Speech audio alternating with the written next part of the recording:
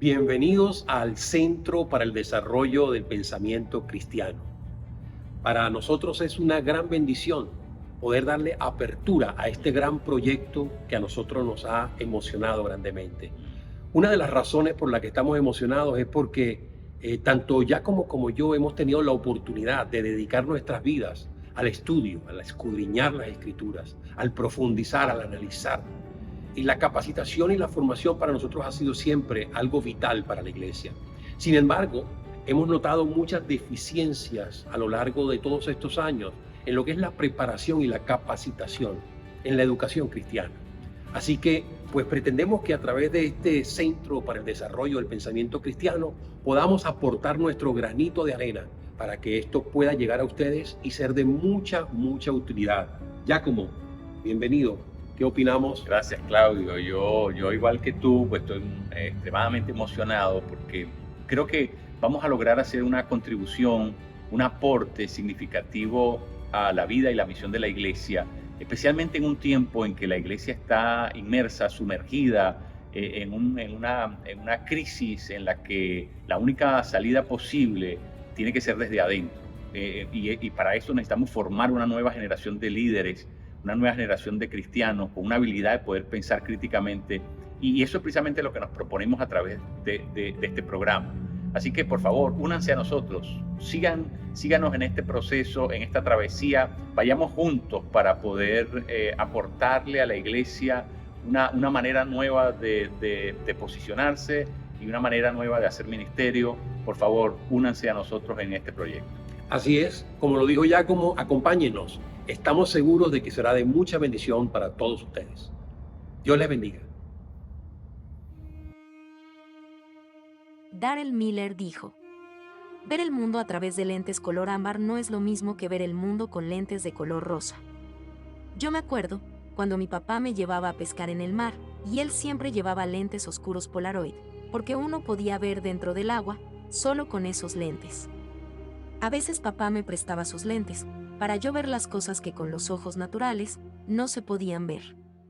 Así es una cosmovisión.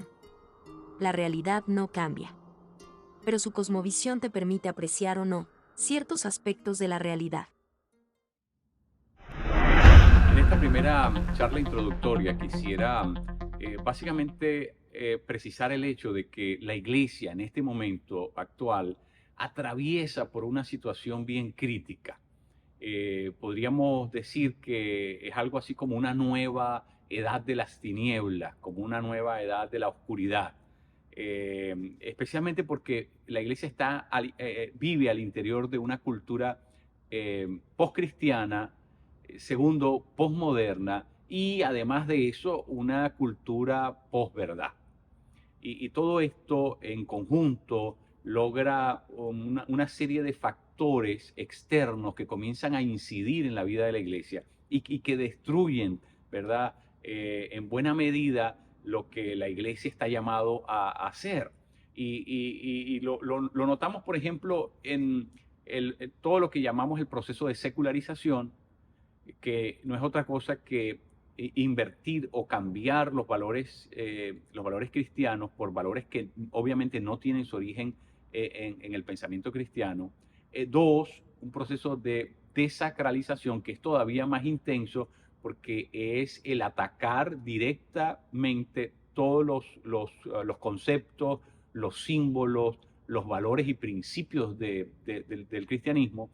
Y tercero, tenemos lo que llamamos el proceso de globalización, que es el proceso a través del cual se ha construido una nueva cultura, digamos, de características universal que maneja sus propios valores, principios y esquemas mentales, ¿verdad?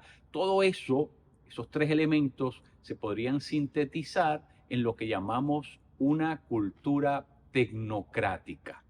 Y eso significa que estamos viviendo en este momento una cultura que está siendo controlada desde la tecnología. Ahora, pero esos tres factores, esos elementos que les he mencionado, no son los más críticos, no son los más graves. Lo más grave viene a ser el factor interno. Y el factor interno tiene que ver con lo que la iglesia es.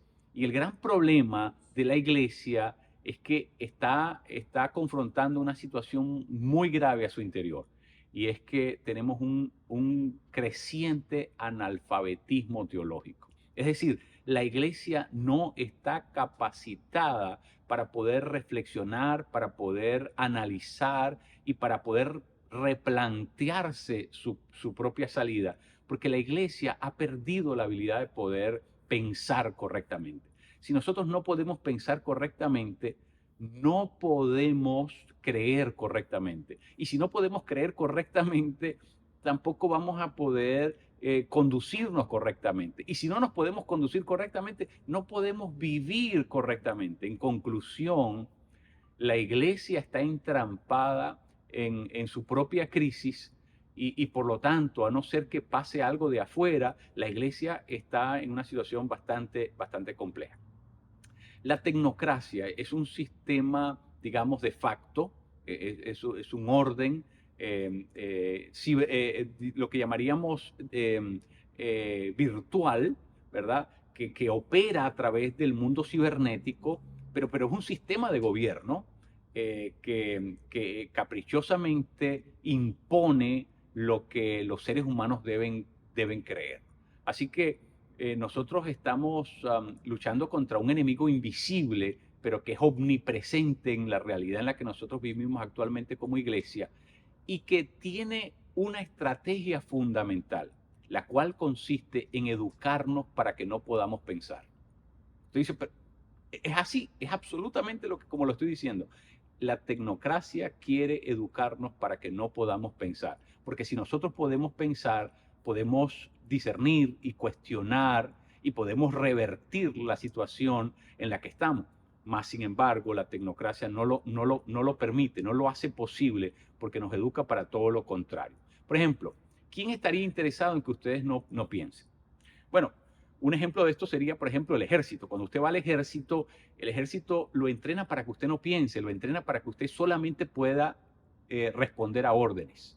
Porque en medio de una guerra, de un colapso, ¿verdad?, generalizado como es una guerra, la única forma de poder salir de allí es si usted obedece, sigue las órdenes de la persona que está al frente del batallón, del regimiento, de lo que sea. Así que en el ejército no nos enseñan a pensar, nos enseñan a obedecer órdenes y punto. Otro ejemplo de esto sería una secta. En una secta no te enseñan a pensar, te enseñan simplemente a repetir lo que el líder carismático que está al frente de ese grupo determina que se debe creer. Entonces en una secta no hay la posibilidad de poder cuestionar nada, ni poder emitir algún concepto propio, porque en una secta lo único que se quiere es que las personas puedan ser uniformadas, sean uniformadas en sus pensamientos. Así que está descartada esa posibilidad. Lo tercero sería en el uso de las drogas. Cuando una persona está bajo la influencia de una droga o del alcohol, está enajenada, su capacidad de poder reflexionar, de poder pensar, quedó completamente neutralizada, quedó impedida, quedó mutilada. Las drogas no nos permiten pensar bien. Cuarto, otro ejemplo de esto sería cuando una persona está posesa, está bajo el control de un demonio que viene a emplazar la capacidad mental de esa persona y viene a emplazar incluso la personalidad de aquel individuo. Entonces, en esos casos, esa persona no puede pensar bien. Alguien está pensando por la persona. Y finalmente, la tecnocracia. La tecnocracia, ¿verdad? Es ese sistema que no quiere que nosotros podamos pensar, porque si nosotros podemos pensar por nosotros mismos, podemos también tomar nuestras propias decisiones. La tecnocracia quiere pensar por nosotros porque a la final quiere decidir por nosotros. Hay un intelectual cristiano que usando la imagen de la pirámide de la alimentación hizo de alguna manera un código de interpretación de lo que sucede al interior de la tecnocracia. Y él sugiere por lo menos 3 cosas que la tecnocracia hace para que nosotros de alguna manera perdamos la habilidad de pensar bien. Y lo primero que la tecnocracia hace es darnos demasiada información. Él lo llama la glotonería, lo que llamamos la infomanía. ¿verdad? Tenemos una obsesión por acumular muchísima información y ahora tenemos acceso a un despliegue inmenso de información. Pero en vez de ayudarnos, esto nos está embruteciendo. ¿Por qué? Porque es una información que no podemos procesar. Nos hemos vuelto glotones. Es decir, comemos demasiado, pero a la final ni siquiera podemos saber si lo que estamos recibiendo viene de buena fuente, es verdad o es mentira. Simple y llanamente lo absorbemos, lo asumimos y lo digerimos, ¿verdad? De manera incorrecta, porque no es una información no procesada, no analizada. Y entonces para lo único que va a servir es para engordarnos y para debilitarnos mentalmente. El segundo ejemplo que él toma, él usa el ejemplo de lo que él llama el comer demasiado rápido. Eso lo llama la novedad del pensamiento. Es decir, la manera tan vertiginosa como los medios de comunicación nos presentan continuamente nuevas ideas, nuevos pensamientos, nueva información, el volumen tan rápido en que eso va cambiando, no da tiempo sino a comérselo rápido. ¿Y eso qué significa? Eso significa no solamente que estamos comiendo mucho, gran cantidad, pero también estamos perdiendo la capacidad de poder cuestionar, analizar, reflexionar y sintetizar lo que estamos recibiendo, lo cual crea un gran problema, porque lo que quiere decir es que tenemos demasiada data, pero no sabemos qué hacer con eso, porque lo hemos digerido de manera súbita, rápida, para poder darle espacio, para poder darle lugar a más entrada de ideas o pensamientos. Lo tercero que él toma, ¿verdad? Con relación a esto, es lo que él llama el comer solamente aquello que nos gusta.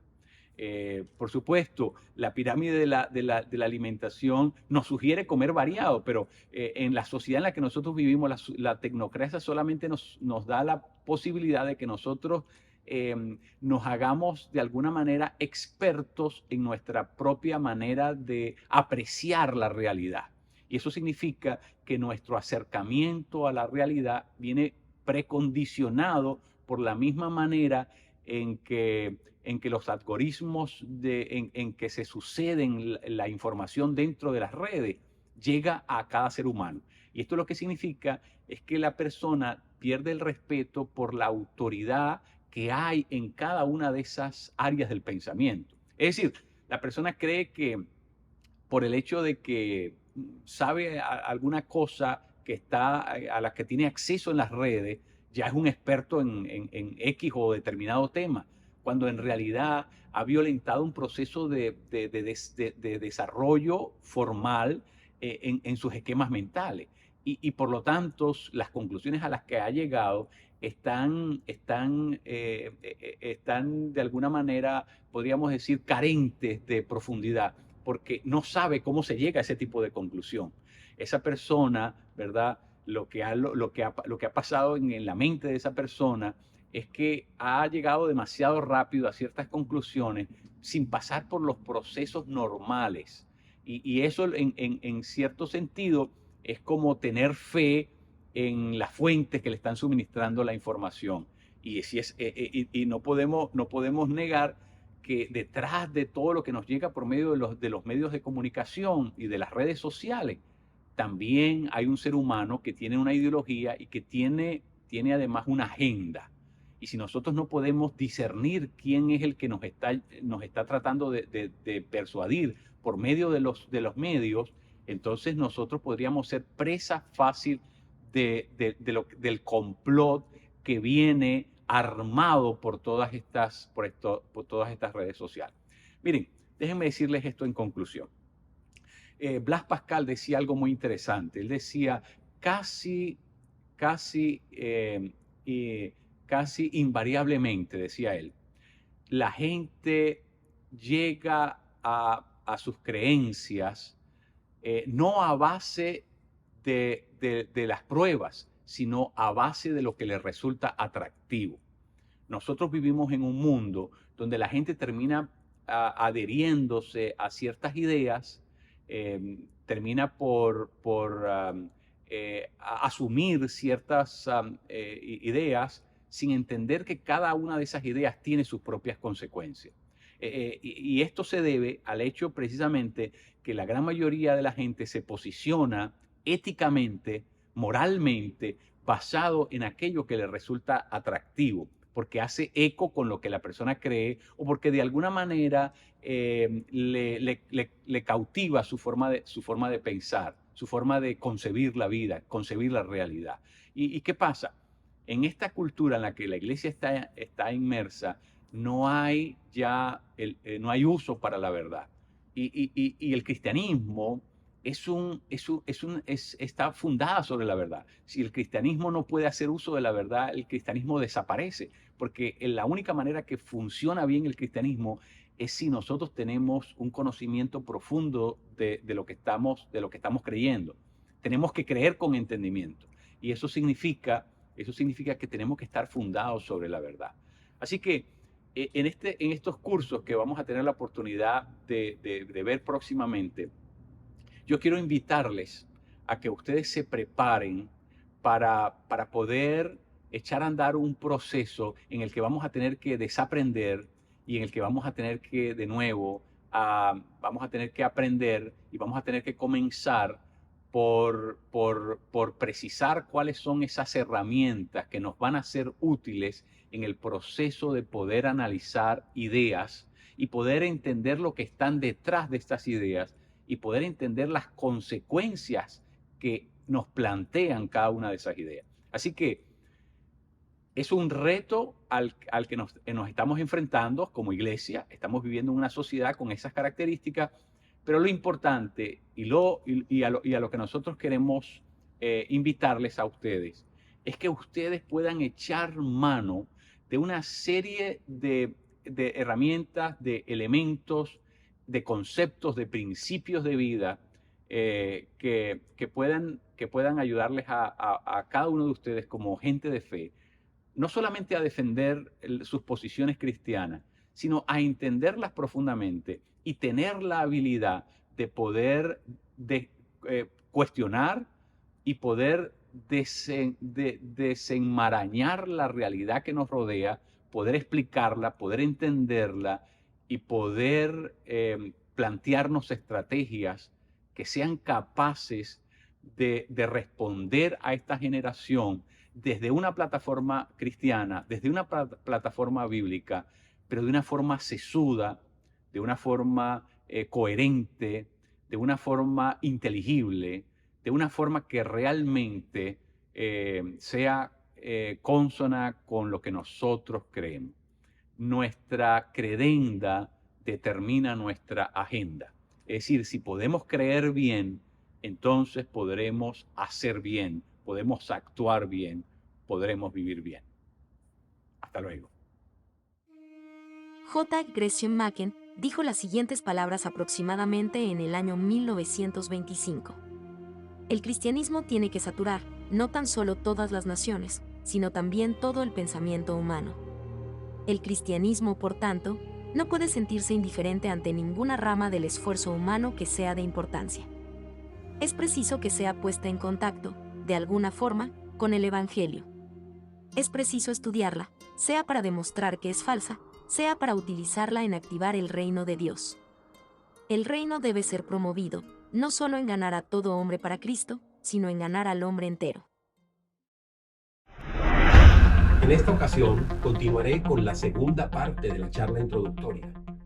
Primeramente, tuvimos la oportunidad de escuchar al doctor Giacomo Cassese exponiendo las razones y la necesidad que tenemos de tomar acción frente a una avalancha incontenible de información y desinformación que lo que ha logrado es penetrar y afectar en buena parte el pensamiento cristiano.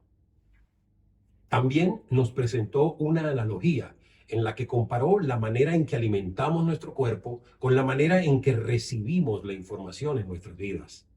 Y aquí enfatizó 3 malos hábitos que nos enferman y se aplican también en ambos casos, tanto con los alimentos como con la información. Número 1, el comer demasiado. Número 2, comer demasiado rápido. Y número 3, comer solo lo que nos gusta. Bien, Ya que hemos identificado las fuentes que causan nuestros trastornos, necesitamos identificar también las diferentes fuentes que producen en nosotros sabiduría. Antes que nada, quisiera aclarar que sabiduría no es conocimiento y tampoco es información, aunque el conocimiento y la información son necesarios para llegar a ser sabios. De hecho, estamos claros que hoy día tenemos más conocimiento e información que nunca, pero menos sabiduría. Piensa esto, la sabiduría es saber qué hacer con el conocimiento adquirido a través de los diferentes medios de educación, cómo aplicar el conocimiento y la información en la vida cotidiana. La sabiduría no es solo conocer las respuestas correctas, sino vivir correctamente. Por eso, la sabiduría es la que nos permite discernir entre el bien y el mal, entre lo que es cierto y lo que es falso, y entre lo que es verdad y la mentira. En definitiva, la sabiduría no es algo que se pueda buscar en Google o algo que se pueda comprar en la farmacia como que si fuera una vitamina. No, la sabiduría es todo un proceso de vida continuo. Por eso hablamos del Centro para el Desarrollo del Pensamiento Cristiano. A ver, el punto es que mientras más sabios seamos, podremos filtrar mejor el conocimiento y la información. Tristemente, son muchas las veces que oigo a la gente decir, ¿para qué estudiar tanto? Te vas a volver loco de tanto estudiar. La letra mata y el conocimiento envanece. ¡Wow! No entienden. Muy por el contrario, veo en la Biblia a grandes hombres con un gran llamado de Dios, como lo fueron Daniel y Moisés, que nos muestran otra realidad. Respecto a Daniel, sabemos que fue enseñado, entrenado y capacitado desde su infancia en la fe del Dios de Israel. Y que todo eso fue lo que le ayudó al ser llevado cautivo a Babilonia para ser seleccionado por el rey Nabucodonosor, para ser enseñado, entrenado y capacitado en la cultura babilónica, para finalmente convertirse en un hombre de una sabiduría tan impresionante que le permitió ser la mano derecha de Nabucodonosor. Aunque su aprendizaje en Israel le dio bases muy sólidas, necesitaba del aprendizaje de la universidad del llamado. Aprendizaje tras aprendizaje. Respecto a Moisés, fue muy diferente. Él fue enseñado, entrenado y capacitado desde su infancia hasta la edad adulta como un egipcio del más alto nivel, el hijo de la hija del faraón. Así que Moisés llegó a ser un hombre de mucha cultura. Y aunque todo lo que aprendió le sirvió en aquel momento, Dios lo introdujo en la universidad del llamado con un pensum que incluía desaprender y volver a aprender. Entonces, vemos a un Moisés que vivió 120 años, de los cuales pasó 40 años aprendiendo en Egipto, lo que le llevó a ser un gran arquitecto y un gran guerrero. 40 años desaprendiendo en Madián, que le permitieron desaprender todo aquello para aprender a ser un pastor de ovejas. Y finalmente, 40 años más aprendiendo en el desierto, donde cumplió su ministerio hasta el final de sus días. ¿Te das cuenta?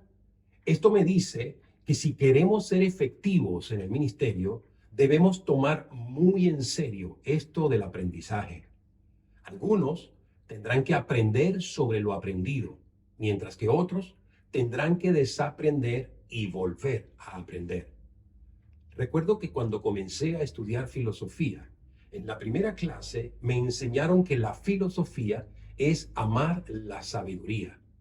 Por tanto, tiene que ver básicamente con el saber y sus tres aspectos claves: la duda, la curiosidad y el asombro.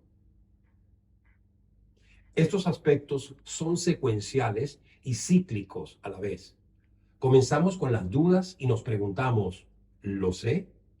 Seguimos con la curiosidad y nos preguntamos, ¿qué es lo que sé? lo que nos lleva a descubrir un asunto y exclamamos con asombro, lo sé. Entonces, podemos decir que la duda se relaciona con cuestionar, la curiosidad se relaciona con investigar y analizar, y el asombro se relaciona con descubrir. Este proceso simple no solo integra los pensamientos con las ideas, sino también con el razonamiento y la lógica.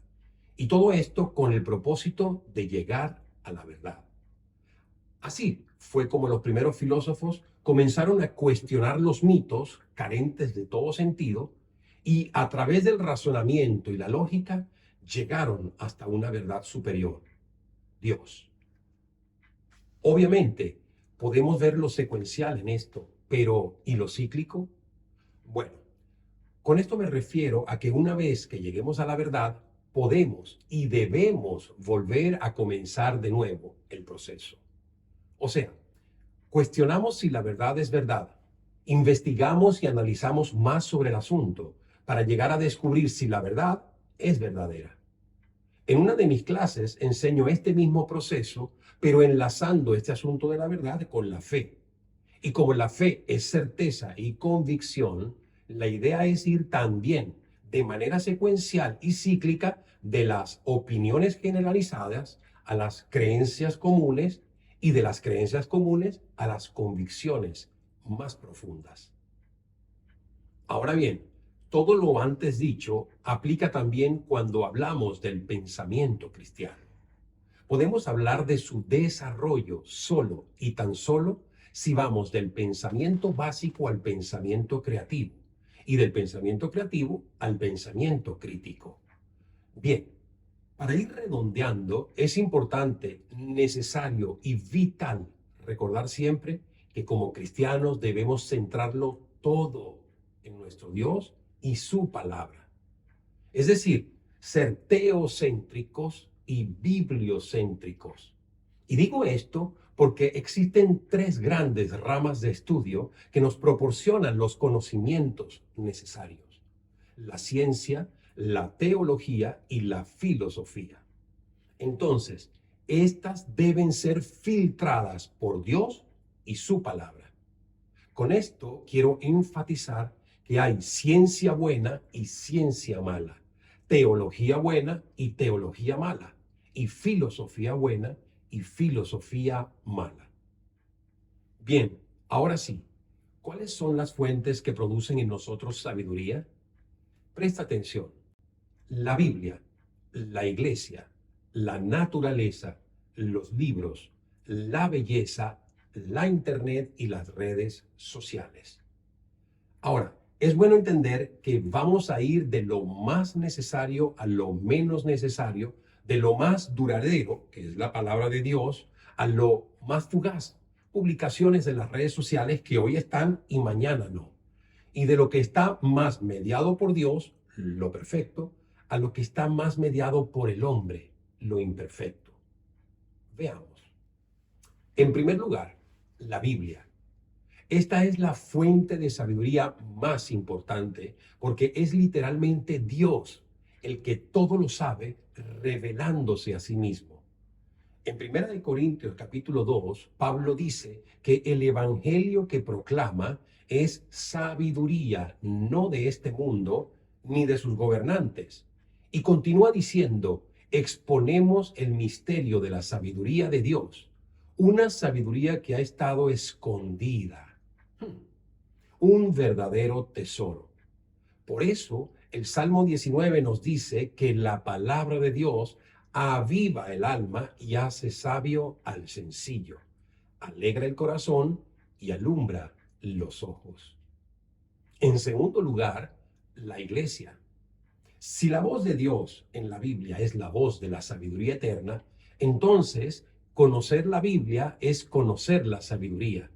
Pero parte de conocer bien la Biblia es conocerla en comunidad. De hecho, la Biblia nos habla de una relación entre Cristo y su iglesia.